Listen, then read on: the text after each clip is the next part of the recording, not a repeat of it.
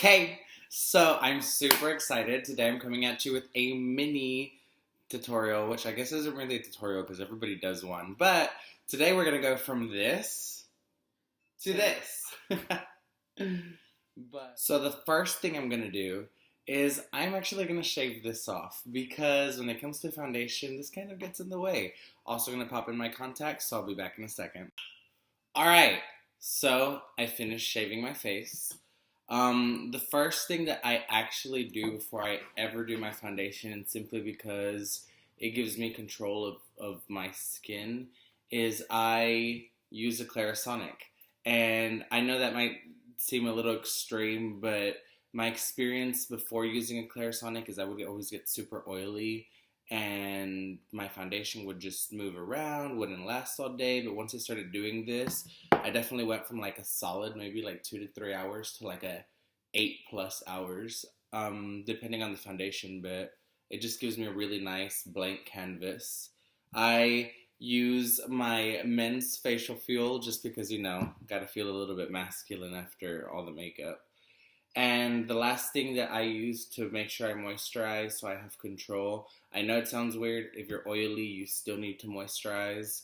Sometimes you're too oily because your skin is compensating for the fact that it's dry. So I use Ulla Hendrickson Sheer Transformations. This is the old packaging, but I'm finishing off the product, so whatevs. So, remember this. It is a crime not to prime. My old beauty leader taught me that when I used to work at Sephora, and I love it. So the first thing we're going to do is we're going to use the Porefessional. It's my absolute favorite primer. I think that with my skin type and at least my chemistry, I've had really good experiences with it. So I start in all my pores. I start in all my porous areas, then I work my way out. I absolutely adore how this leaves my skin feeling. And since I have a little stubble when I shave, I don't necessarily get like a really smooth surface. This kind of helps make sure that I have a really, really nice blank canvas for when I do finally put on the foundation. Alright, so typically, just for most of you to know, I moisturize and I'll wait about 2 minutes before I actually prime. Then once I prime, I go ahead and I go through with the foundation. So the base that we're going to be using is going to be Fenty Beauty in 210. I absolutely love this foundation. Typically, I like to start from the outside and work my way in because it gives me a thinner layer. But depending on how much coverage I want, I'll start on the inside because I do have a red face. You can't really see it right now, but it kind of helps with coverage. However, I like to work my way in.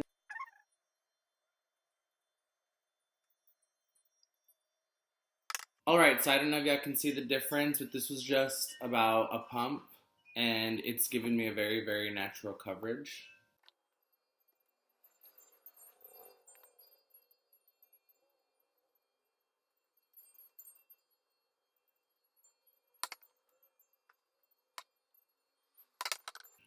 Alright, and so that's how I apply my foundation. It looks a little light right now, but I typically go ahead and I bronze it, I contour, I do all of it so it ends up bringing the color back to life.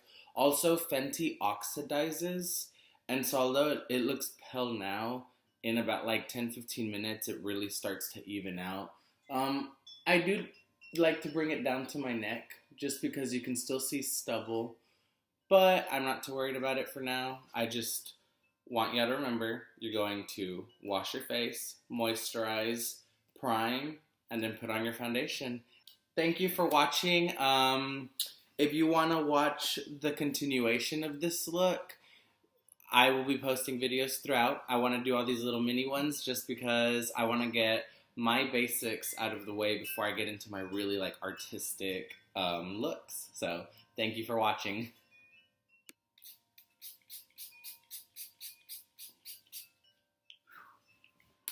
Oh, you're still there? Awkward. So go ahead and subscribe.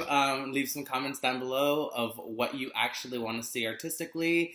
Post links or just tell me what you are inspired by, and I will try to make a video.